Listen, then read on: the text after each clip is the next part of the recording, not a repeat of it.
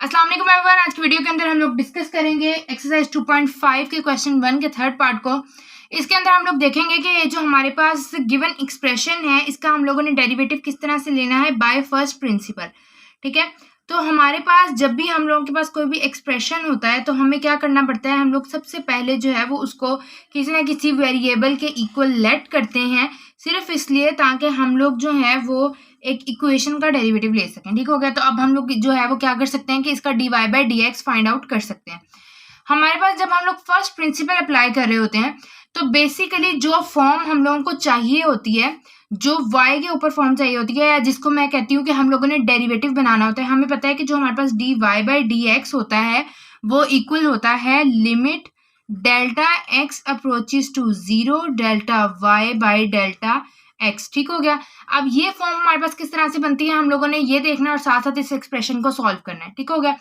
अच्छा, इससे पहले कि हम लोग ये देखें कि हमारे पास फर्स्ट प्रिंसिपल क्या होता है, मैं आप लोगों को एक बहुत छोटी सी बात बता दूं, लेकिन ये बहुत इंपॉर्टेंट बात है। There is a difference between this and this. देखें, जो आपके पास ये वाली स्टेटमेंट है ना, इसमें आपके पास फंक्शन का स्क्वायर नहीं है, किसका स्क्वायर है, एंगल का स्क्वायर है। जो आपके पास ये स्टेटमेंट है इसके अंदर फंक्शन का स्क्वायर है, विच मीन्स कि आपके पास जो ये वाली स्टेटमेंट है ये इक्वल है कंप्लीट फंक्शन के स्क्वायर के इक्वल। लेकिन आप ये जो एंगल का स्क्वायर है इसको कंप्लीट फंक्शन का स्क्वायर नहीं लिख सकते। ठीक हो गया। अब हम लोग देखते हैं कि जो हमारे पास फर्स्ट प्रिंसिपल है हमने उसको किस तरह से सॉल्व करना है। हमारे पास फर्स्ट प्रिंसिपल में सबसे पहला स्टेप क्या होता है, स्टेप 1, हम लोगों ने इंडिपेंडेंट वेरिएबल के अंदर जो है वो इंक्रीमेंट करना होता है। ठीक हो गया। तो अगर मैं इसको लिखूं तो मैं लिखूंगी इंक्रीमेंट इन इंडिपेंडेंट वेरिएबल। ठीक हो गया। और हमारे पास जो गिवन एक्सप्रेशन होता है इंडिपेंडेंट वेरिएबल, जो हमारे पास गिवन एक्सप्रेशन होता है उसके अंदर जिसके रिस्पेक्ट से आप डेरिवेटिव ले रहे होते हैं ना, जिस तरह आपने कहा एक्स के रिस्पेक्ट से, तो जो एक्स हमारे पास होता है ना वो इंडिपेंडेंट वेरिएबल होता है, राइट। अब हम लोग क्या करेंगे कि इंक्रीमेंट करेंगे इंडिपेंडेंट वेरिएबल के अंदर। जब हम लोग इंडिपेंडेंट वेरिएबल के अंदर इंक्रीमेंट करेंगे डेल्टा एक्स का, तो ऑटोमेटिकली जो हमारे पास डिपेंडेंट वेरिएबल है, क्योंकि ये जो हमारे पास y है ये डिपेंड करे एक्स के ऊपर। अगर x की वैल्यू 0 होती है तो cos y की वैल्यू क्या होगी, 1 होगी। अगर x की वैल्यू 90 होती है तो y की वैल्यू 0 हो जाएगी। तो y की वैल्यू x की वैल्यू के ऊपर डिपेंड कर रही है, इसलिए जैसे ही x की वैल्यू चेंज होगी y की वैल्यू ऑटोमेटिकली चेंज हो जाएगी, तो हम उसके अंदर भी इंक्रीमेंट ऐड कर देंगे। ठीक हो गया। इसके बाद क्या होता है हमारे पास, स्टेप 2 ये होता है बेसिकली कि हम लोगों ने सब्सट्रैक्शन करनी होती है। इस इक्वेशन को नाम दे लें, हमारे पास ये है इक्वेशन 2, और ये वाला जो एक्सप्रेशन है या इक्वेशन है इसको कह लें कि आपके पास क्या है, इक्वेशन 1 है। ठीक है। अब आपको क्या करना होता है, सब्सट्रैक्ट, ठीक है, इक्वेशन 2 वो इक्वेशन जिसके अंदर हम लोगों ने इंक्रीमेंट किया था फ्रॉम इक्वेशन 1, राइट। अब हम लोगों के पास ये जो एक्सप्रेशन बनेगा क्या होगा, लेफ्ट हैंड साइड को लेफ्ट हैंड साइड में से माइनस कर देंगे, वो हमारे पास आ जाएगा y plus delta y minus y is equal to cos into x plus delta x का square minus cos x square. ठीक है, ये हमारे पास क्या आ गया, हम लोगों ने इसको सब्सट्रैक्ट कर लिया। जो स्टेप 2 होता है ना उसके बेसिकली 2 पार्ट होते हैं, एक होता है ए पार्ट जिसके अंदर हम लोग सब्सट्रैक्शन करते हैं, और एक हमारे पास होता है बी पार्ट जिसके अंदर हम लोग जो है वो क्या इसकी कर रहे होते हैं, सिंप्लीफिकेशन कर रहे होते हैं।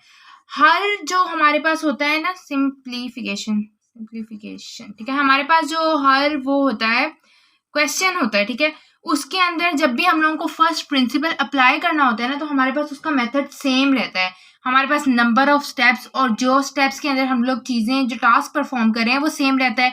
सिर्फ एक चीज सिंप्लीफिकेशन होती है जो सबके अंदर डिफरेंट होती है, वो सिर्फ और सिर्फ इसलिए डिफरेंट होती है हमारे पास क्योंकि हमारे पास यहाँ पर डिफरेंट फंक्शंस आ रहे होते हैं। हर बार तो सेम फंक्शन नहीं ना ले रहे होते आप लोग, तो जब आप लोगों के पास डिफरेंट फंक्शन आ रहे होते हैं तो आपको उसको डिफरेंट तरह से डील करना पड़ता है।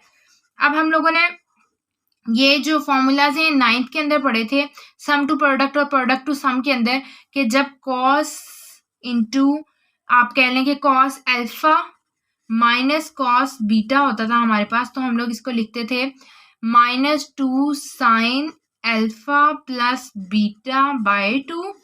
ठीक है, sine alpha minus beta by 2, ये हम लोग जो है फॉर्मूला अप्लाई करते होते थे। ठीक हो गया। तो अब हम लोगों ने यही वाला फॉर्मूला फिर से अप्लाई करना है इसके ऊपर। ये हमारे पास delta Y as it is आ जाएगा और साथ हमारे पास क्या आएगा -2 साइन, ठीक है। अब हमारे पास इसके अंदर जो अल्फा है ना वो क्या है x प्लस डेल्टा एक्स, ठीक है।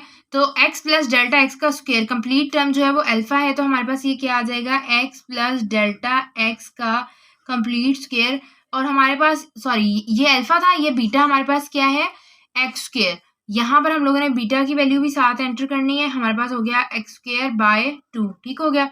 उसके बाद जो हमारे पास नेक्स्ट वैल्यू आएगी वो क्या आएगी, जो हम लोगों ने साइन की एक वैल्यू लिख ली, अब साइन की दूसरी वैल्यू लिखनी है, वो हम किस तरह से लिखेंगे, साइन इंटू अब अल्फा की वैल्यू फिर से लिखेंगे, वो होगी एक्स प्लस डेल्टा एक्स का स्क्वायर प्लस सॉरी अब माइनस का सिंबल आना है, यहाँ पे आएगा माइनस एक्स स्क्वायर बाय 2, ठीक है। तो ये आपके पास एक्सप्रेशन आ गया। अब इसके अंदर हम लोग क्या करेंगे कि देखें जो तो चीजें हो रही हैं आपस में ऐड, ये तो हो जाएंगी आपस में ऐड, ठीक हो गया। तो ये जो है ये मतलब मैं कहना ही जा रही हूँ कि हम लोग जो है वो इसको सिंप्लीफाई नहीं कर सकेंगे।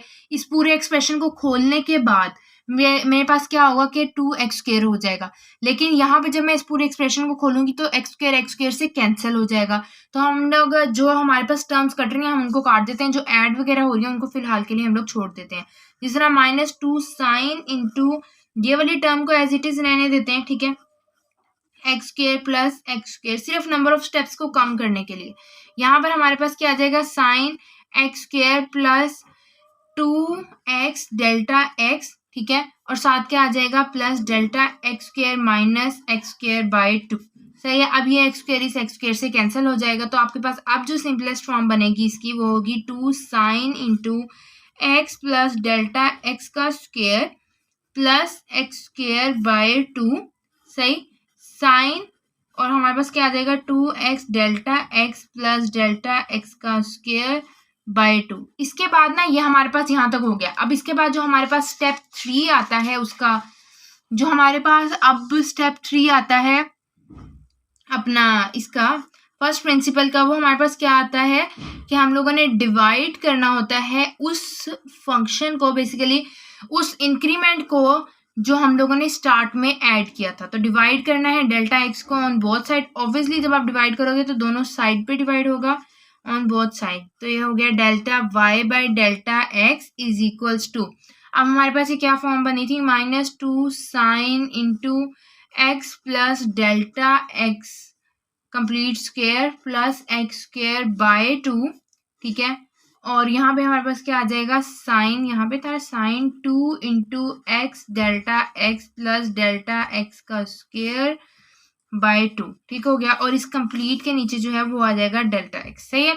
अब हम लोगों को जो है इसके ऊपर स्टेप 4 इम्प्लीमेंट करना होता है। हमारे पास जो स्टेप 4 होता है वो ये होता है कि हम लोगों ने इसके ऊपर लिमिट अप्लाई कर देनी है। जैसे ही मैं इसके ऊपर लिमिट अप्लाई करूंगी तो हमारे पास जो यहाँ पे जो ये वाली टर्म थी ये dy बाय dx के इक्वल हो जाएगी, और यहाँ पर जो है ये limit as it is apply हो जाएगी, ठीक है। तो जो हमारे पास डिमांड थी ये वाली तो आ गई है, लेकिन अब हम लोगों ने इसको मजीद सिंप्लीफाई भी करना है, ठीक है। ये जो मैंने आप लोगों को स्टार्ट में डेल्टा ये पूरी कंप्लीट इक्वेशन नहीं खुलवाई ना, इसकी रीजन भी अब आपको पता चलेगी कि क्या थी, ठीक है। अब देखो डायरेक्टली यहाँ पे डेल्टा एक्स की वैल्यू 0 सब्स्टिट्यूट करोगे और आपके पास 2x स्क्वायर में आंसर आ जाएगा, ठीक है। ये थी सिर्फ इसकी रीजन, और यहाँ पर जो मैंने आप लोगों को करवाई है इसकी रीजन भी मैं आप लोगों को भी बताती हूँ। अब देखें ये आपके पास हो गया डेल्टा एक्स स्क्वायर बाय 2, सही है, और नीचे हमारे पास क्या आ गया है, डेल्टा एक्स आ गया है। हम लोगों ने ना बेसिकली देखें आपके पास जब मैं अब इस डेल्टा एक्स को इम्प्लीमेंट करूंगी तो ऊपर जो भी टर्म बन रही है, लेट्स सपोज हमारे पास 1 आंसर आ रहा है, ठीक है, लेकिन नीचे क्या आएगा 0, तो ये जो है हमारे पास क्या हो जाएगी, अनडिफाइंड फॉर्म हो जाएगी, ये इन्फिनिटी वाली टर्म में चली जाएगा, ठीक है। तो जो इन्फिनिटी नहीं सॉरी ये अनडिफाइंड होता है हमारे पास बेसिकली, तो अनडिफाइंड टर्म्स तो हम लोग कर ही नहीं सकते। हम लोगों ने चैप्टर 1 के अंदर भी पढ़ा था कि हम लोगों ने इन चीज़ों को किस तरह से इस कॉम्प्लेक्सिटी को खत्म करना है, और मैंने आप लोगों को पहले भी जब मैं पिछले क्वेश्चन भी करवाए तब भी आप लोगों को बताया कि अब इसका ओनली पॉसिबल सोल्यूशन तो मैं नहीं कहूँगी, लेकिन मैं इसका कहती हूँ कि सिंपलेस्ट सोल्यूशन ये होता है कि हम लोग जो है ना हम साइन वाला कोई भी एक ऐसा फंक्शन रख लें जिसके अंदर हमारे पास ये वाला फॉर्मूला बन जाए, limit delta x approaches to 0 sine delta X into delta X, ठीक है। और यहाँ हमें पता है कि इसकी वैल्यू जो है वो क्या आती है, 1 आ जाती है, ठीक है। हम लोग क्या करेंगे कि इसको जो है वो अब, लेकिन अब हमारे पास क्या सीन हो गया कि ये जो हमारे पास डेल्टा एक्स है, फॉर एग्जाम्पल मैं इसको सबसे पहले हम लोग जो है ना डेल्टा एक्स यहाँ पे कॉमन ले लेते हैं, ठीक है। तो हमारे पास क्या बनेगा, लिमिट, ठीक है, delta x approaches to 0, delta y is equals to delta x is equals to, हाँ, limit delta x approaches to 0 -2। पहले ना ये जो हम लोग दो फंक्शन है इनको सेपरेट कर लेते हैं। अब हमें समझ तो आ गई है ना कि हम लोगों ने जो कुछ भी करना है उस फंक्शन के साथ करना है बाय 2, ये सेपरेट हो गया। और वो जो, क्योंकि ये सारी टर्म्स आपस में मल्टीप्लाई हो रही हैं इसलिए लिमिट को भी हम सेपरेट कर सकते हैं और जो डेल्टा एक्स है उसे भी एक साइड पे लेके जा सकते हैं। साइन इंटू डेल्टा एक्स मैंने कॉमन ले लिया। अब मेरे पास क्या बचा है, 2x plus delta x bye 2, ठीक हो गया। और यहाँ पे क्या है, डेल्टा एक्स। अब आप लोगों को पता है कि डेल्टा एक्स के साथ ये टर्म मल्टीप्लाई, ये वाली जो टर्म है ये यहाँ पे मल्टीप्लाई हो रही है, सही हो गया। तो हमें ये वाली टर्म इस यहाँ पर भी चाहिए होगी और इसके साथ इसकी लिमिट के अंदर भी चाहिए होगी, या अगर हम लोग लिमिट के अंदर ना भी लगाएं तो इट्स कम्प्लीटली ओके, क्योंकि डेल्टा एक्स ने तो उसको 0 कर ही देना है, ठीक है। लेकिन आपको इसको डिवाइड यहाँ पे लाजमी करना पड़ेगा ताकि हमारे पास यहाँ पर आ जाए और फॉर्मूला जो है वो हमारा सेम हो जाए। अब हम लोग क्या करेंगे, इसके ऊपर पहले लिमिट अप्लाई करके इसको सिंप्लीफाई कर लेते हैं। 2 साइन इंटू यहाँ पे 0 आ जाएगा, ठीक है। तो ये हो जाएगा एक्स का स्क्वायर प्लस एक्स का स्क्वायर 2x स्क्वायर बाय 2, और ये 2 इस 2 से कैंसिल हो जाएगा। अब यहाँ पर हमारे पास आ गया है limit delta x approaches to 0 sine delta X, और साथ क्या आ जाएगा 2x plus delta x bye 2, ठीक है। और साथ हमारे पास क्या आएगा, डेल्टा एक्स। यहाँ पे अगर मैं डिवाइड कर रही हूँ क्योंकि ये इस पूरी इक्वेशन के साथ यहाँ पर डिवाइड हो रहा है तो यहाँ पर क्या हो जाएगा, मल्टीप्लाई हो जाएगा। यहाँ हमारे पास क्या आ जाएगा 2x plus delta x bye 2, ठीक हो गया। अब हम लोगों को क्या करना है, ये जो हमारे पास पूरी टर्म बनी है ना ये 1 के इक्वल आ गई है। ये हमारे पास था dy बाय dx, यहाँ पर हमारे पास क्या था dy बाय dx, ठीक है। ये हमारे पास क्या आ गया -2 साइन एक्स स्क्वायर, ठीक है, डॉट। अब ये वाली टर्म 1 के इक्वल आ गई है, पीछे हमारे पास क्या बचा है ये, और इसके ऊपर ये क्योंकि फिर मल्टीप्लाई हो रहा है तो इसके ऊपर अलग से लिमिट अप्लाई। ये वाली जो लिमिट थी ये इस कंप्लीट के ऊपर अप्लाई हो रही थी, तो हम लोग जो है ये लिमिट को अब डिवाइड कर देंगे, इसके ऊपर भी अप्लाई करेंगे, इसके ऊपर भी अप्लाई करेंगे। फिलहाल के लिए इसका आंसर 1 आ जाएगा, और जब मैं इसके ऊपर लिमिट अप्लाई करूंगी तो इसका आंसर क्या आएगा, 0 आएगा, सही हो गया। अब ये जब इसका आंसर हमारे पास 0 आएगा तो पीछे क्या बचेगा 2x, ठीक है, तो वो कैंसिल आउट हो जाएगा। ये चलिए इसको लिख ही लेते हैं, limit X delta x approaches to 0, इसका आंसर आ गया 1। अब हम लोगों ने इसके ऊपर लिमिट अप्लाई करनी है 2x plus delta x bye 2, ठीक हो गया। हमारे पास क्या आ जाएगा -2 साइन एक्स स्क्वायर डॉट, हमारे पास क्या आएगा, अब इसका आंसर ये 0 हो जाएगा, तो हमारे पास क्या बचेगा 2x बाय 2, ये 2 से कैंसिल, फाइनल आंसर आएगा 2 इंटू साइन एक्स स्क्वायर, और यहाँ पे क्या आएगा x which is equals to -2x sine X square, ठीक है। अब आप लोगों को ये फाइंड आउट करने के लिए कि आप लोगों का आंसर ठीक आया भी है या नहीं आया, इसके लिए हम लोग जो है वो ट्रिग्नोमेट्रिक फंक्शन के कुछ फॉर्मूलाज पढ़ते हैं। जब हम लोग थोड़ा सा इससे फॉरवर्ड मूव करेंगे, या अगर आप लोगों ने, क्योंकि ऑब्वियसली अगर आप ये वाला टॉपिक पढ़ रहे हो तो आपने नेक्स्ट नहीं पढ़ा होगा, जब आप लोग थोड़ा सा इससे नेक्स्ट जाओगे ना तो आप लोगों को साइन एक्स और कॉस एक्स वगैरह के फॉर्मूलाज पढ़ाए जाएंगे, ठीक हो गया। तो आपके पास जो गिवन स्टेटमेंट थी वो थी कॉस एक्स स्क्वायर, राइट। पहले देखो आपके पास जो है, मैंने आप लोगों को जिस तरह पहले कॉन्सेप्ट बताया, अब मैं आपको ये बता रही हूँ, ये यहाँ तक आपने पेपर में इस क्वेश्चन को अटेम्प्ट करना है। ये पार्ट जो है ये आपकी तसल्ली के लिए है कि आपका जो आंसर आ रहा है, आया वो ठीक भी आ रहा है या नहीं आया, आ रहा है आपने इसको ठीक सॉल्व भी किया है या नहीं किया। तो उसके लिए ये जो है ये सिर्फ वेरिफिकेशन है, ये नेक्स्ट आप लोगों को करनी आ भी जाएगी, लेकिन अभी तक के लिए इतना समझ लें कि देखें मैंने आप लोगों को बताया, ये जो पॉइंट मैंने आपका स्टार्ट में क्लियर किया था कि कॉस एक्स स्क्वायर और कॉस स्क्वायर एक्स के अंदर क्या डिफरेंस है, वो सिर्फ इसलिए था ताकि आप लोगों को पता चले कि आप लोगों ने पहला स्टेप क्या करना है। इसके अंदर पहला स्टेप ये होगा कि आप फंक्शन का डेरिवेटिव लोगे, which is minus sign X square, और उसके बाद फंक्शन के अलावा वाले का डेरिवेटिव। अब एक्स स्क्वायर का डेरिवेटिव हमारे पास क्या आता है, -2x साइन एक्स स्क्वायर। ये जो -2x आया है मेरे पास, सॉरी ये जो 2x आया है मेरे पास, वो एक्स स्क्वायर का डेरिवेटिव आया, मैंने तो एज इट इज आ गया था, ठीक हो गया। ये देखें ये था आपके पास आपके इस क्वेश्चन का आंसर, ठीक है। जब आपको स्टेटमेंट इस तरह से आएगी ना तो इसका मतलब क्या है कि कॉस कंप्लीट स्क्वायर, इसका मतलब ये है कि आप इसके ऊपर पहले पावर रूल अप्लाई करोगे, ठीक है, और उसके बाद फिर आप उसका जो है वो फंक्शन का डेरिवेटिव लोगे। तो इसका आंसर और उसका आंसर आप देख सकते हो कितना डिफरेंट है। तो ये छोटी छोटी बातें जो है वो आप लोगों को बहुत ज्यादा इसका ख्याल रखना पड़ता है। आज के लिए बस इतना ही। Till then keep learning and keep exploring.